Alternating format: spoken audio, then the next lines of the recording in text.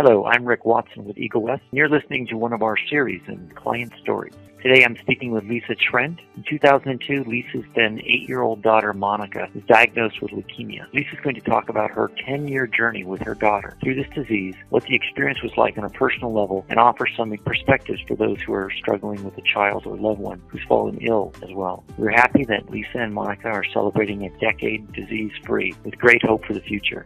We had 2 daughters, 23 and 20. Then 8-year-old younger daughter, the 20-year-old, who was diagnosed with leukemia. February of 2002, Monica and I were hiking. She kept having to stop every 10 steps and try to catch her breath. That was sort of the beginning. Thursday, she hurt her knee. It wasn't healing real well. Friday, she got an unexplained fever. Chris came home on Sunday. She was the color of the wall, which was white. When the doctor's checking her, she said, she just has the flu symptoms. God had put the word leukemia in my head. I said to the doctor, could you just do her blood work? I want to make sure it's not something like leukemia. So they drew the blood, sent it for stat. And when we came back, the doctor was crying. Just have to rule out tests. Chris and I were crying and trying not to be brave. And we go in there, and Monica presented with a hematocrit of 4.6, and a normal person has 12, which explains why she couldn't sit up and was so white, because she had no red blood cells to give her oxygen. So they gave her 2 units of blood, and in the meantime, she had asked us when we were in there, and we knew. Monica asked, am I going to die? And my knee-jerk reaction was, no, you're not. And that was it. We never talked about it again. They did a bone marrow biopsy, which means they take a core of her bone marrow from her hip, and they knew that it was leukemia, and we were hospitalized that night. Chris tells people that they have cancer, and it was so weird to be on the other side of the table this time and to hear. That was like the most amazing part. Striking. And then after that, everything for me was wah, wah, wah, wah, just like Charlie Brown. She can't go to school for a year. Wah, wah, wah, wah. She's going to lose her hair. Wah, wah, wah, wah. If you are working, you need to quit because you have to be home. It was like that. That was it. After that, Monica was an active participant in her treatment. This happens a lot when stuff happens to kids. They mature and grow really fast. And so she had a port put in her, it's called a Hickman, the following day, where it's a central line that goes directly through your heart, so you can inject chemo without being poked in the skin. It had to be flushed every day. I was terrified because we had to clean it, and I was so afraid that I would introduce, so that for me was one of the harder things. But she was great. She'd always remind us if we didn't, if we hadn't done it yet. And then we got lucky because I think we were like 2 months into it, and they came out with new, I don't know what you call it, like a head of the port, so you only had to flush it once a week instead of every day. So that freed us up so much where we could actually go and do stuff. Otherwise we were like homebound, stuck. You can adapt to almost anything.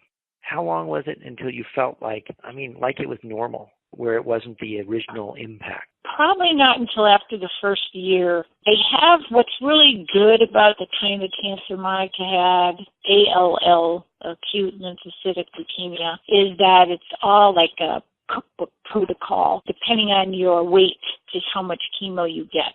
It's all the same treatment wherever you go. You have different phases. Probably wasn't until after she had the first year is all the killer stuff. When you go, the second year you go into maintenance. And that's where I think we felt more normal or whatever that you could feel. We had a friend who had recovered from breast cancer, and she gave Chris and me the best advice, which is our mantra now, that we tell everybody, and that was just to take one day at a time. How difficult was it to watch her go through, she's got chemo, she gets really sick. Yes, she was great. She would get these monthly spinal taps.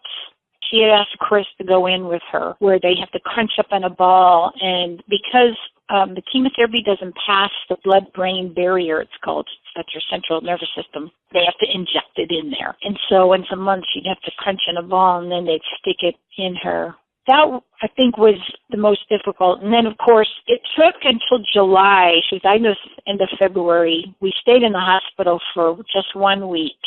The first month, believe it or not, they give you steroids. And the steroids, along with some other chemos that they, give you muscular and stuff like that, and IV. But the steroids actually, they blow up the lymphocytic cells.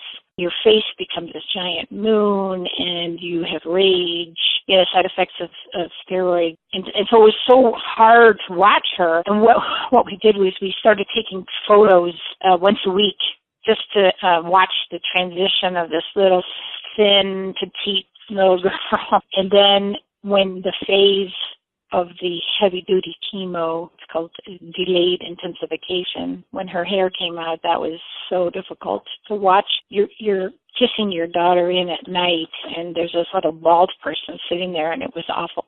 And we tried to make things as normal as we could for Nicole, and I think that was, in retrospect, one of the most difficult things, because so much attention was on the younger daughter, and the older daughter is 11, and she knows she doesn't want to switch places with her sister, but people come over with gifts for the little one, and nobody pays attention to her. So it was really, really, really difficult for her. What are some things you guys tried to do to get Nicole some attention? Was there anything specific, or it was just, you did what you could along the way? Made sure to do everything that we used to do before the diagnosis with her. How do you think it affected your family, affected them so that the path they were on changed? Hooking up with Leukemia and Lymphoma Society's team in training. They had Monica come and be the honored teammate. Nicole was a part where she was helping at the water stops. That's where really it completely changed the direction of our life. Monica's a different kid than she would have otherwise been. Like I said, you mature. Nicole, she doesn't talk about it. Her dad it was difficult for him to hide favoritism. The biggest thing that I would suggest is the coping mechanism of just taking one day at a time. Closing thoughts. Supersid.org. Thank you so much for your time and your honesty in talking about this difficult experience. We've put a link to the Childhood Leukemia Foundation on our website. Please click on that to learn more if you feel inspired to make a donation. I'm Rick Watson of Eagle West, and you've been listening to Lisa Trent.